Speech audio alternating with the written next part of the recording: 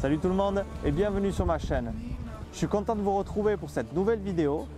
Je vous cache pas que depuis ma dernière vidéo à Montréal, j'ai quand même fait pas mal de routes. Et on se retrouve aujourd'hui au cœur du Manitoba, dans la petite ville de Gimli.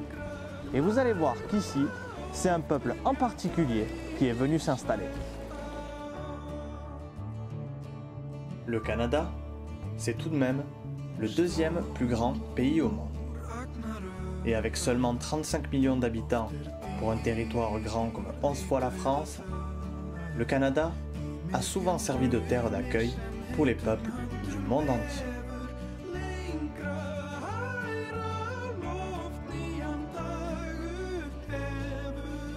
Et ici, à Gimli, au bord du lac Winnipeg, c'est un peuple en particulier que l'on retrouve, les Islandais.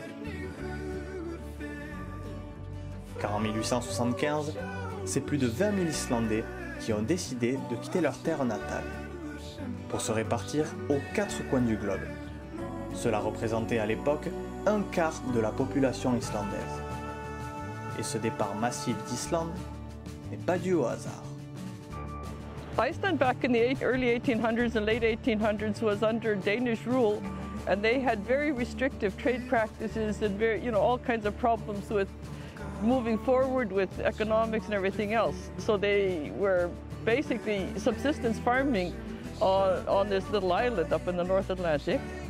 And the island is volcanic. So in one northwest eastern Iceland, there was a monster volcano called Vaska, and it erupted in 1873 and it spread ash all over the countryside. And when the ash spreads on the countryside, the subsistence farmers have no hay, no grass for their animals, so the animals starve and the people starve. Just at that time, there had been a lot of discussion about some people had family or friends from Norway and Sweden who were starting to move into North America just during that immigration period out of Europe. So they decided, a group of them decided, let's give this a try. Durant cet exode massif des Islandais, certains se sont dirigés vers le Canada, passant d'abord par le Québec et l'Ontario, avant de venir s'implanter ici, au cœur du Manitoba. Et de par sa proximité avec le lac Winnipeg, Gimli avait beaucoup à offrir à un peuple de pêcheurs.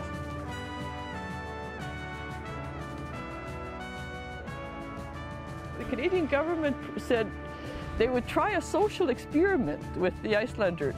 So they convinced these Icelanders to come into Western Canada where they were trying to fill up the plains, the big, huge prairies wide open. And so they said, we'll give you anything you want. A chunk of land, you could do what you like, you could talk your own language and all this. So the Icelanders agreed to this, so they sent a delegation into Western Canada to look for the best place to settle. They were here in July, the story says, and they saw this beautiful tract of land along the lake shore. They thought, this is just like home. We can hunt, we can fish, and we can farm. So they said, we'll take it. C'est donc ainsi que les Islandais ont pris possession d'un territoire qui ne se résume pas à Gimli, mais qui s'étend sur plusieurs dizaines de kilomètres carrés et qui fut naturellement renommé la Nouvelle-Islande.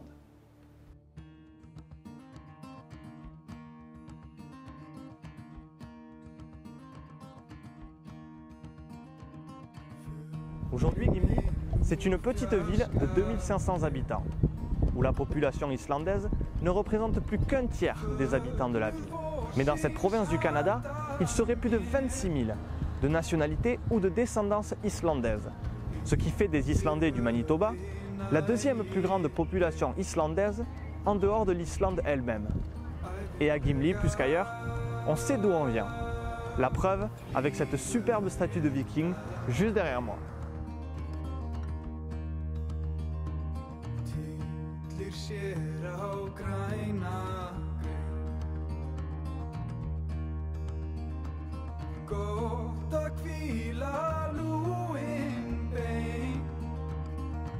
Gimli est certes une petite ville, mais qui connaît un grand succès.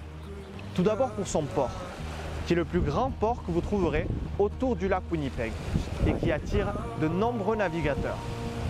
La ville est également connue pour ses plages, qui durant l'été attire les touristes ainsi que les habitants de Winnipeg fuyant la chaleur étouffante de la ville. Mais la notoriété de Gimli est surtout due à un événement annuel, le Festival islandais du Manitoba, qui depuis 1932 prend place à Gimli et rassemble les Vikings du monde entier.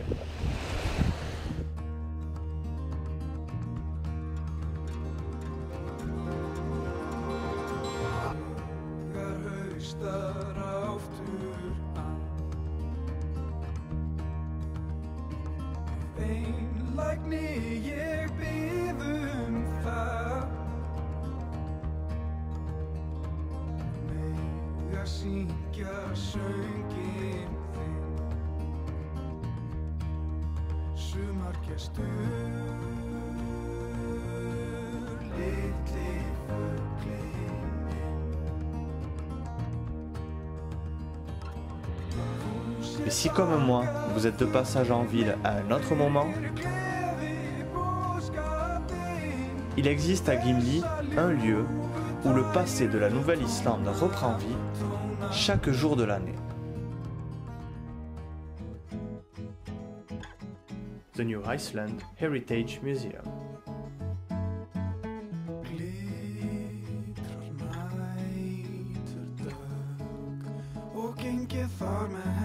The Icelandic people have always stayed here. After 12 years, the government of Canada decided that this colony should be amalgamated into the province of Manitoba. So at that time, they opened it up to other settlers. So the first settlers to come in after that were the people from Eastern Europe. So there was a blending of Icelanders and Ukrainians and Polish people, and some of the Aboriginal people intermarried with the Icelanders, especially when people were involved in the fishery. So they ended up moving back into this community, and so it got quite blended, but it always kept this New Iceland flavor.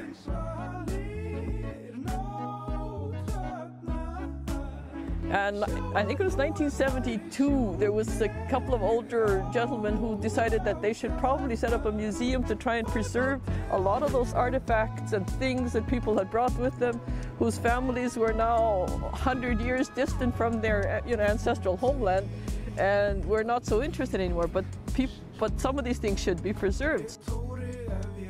Et c'est un pari réussi, car depuis pas mal d'années maintenant, ce musée fait partie des lieux les plus emblématiques du Manitoba.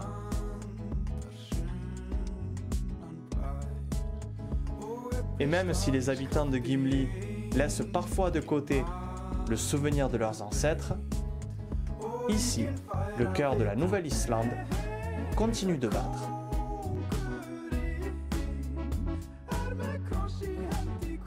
Voilà, c'est à peu près tout pour cette nouvelle vidéo.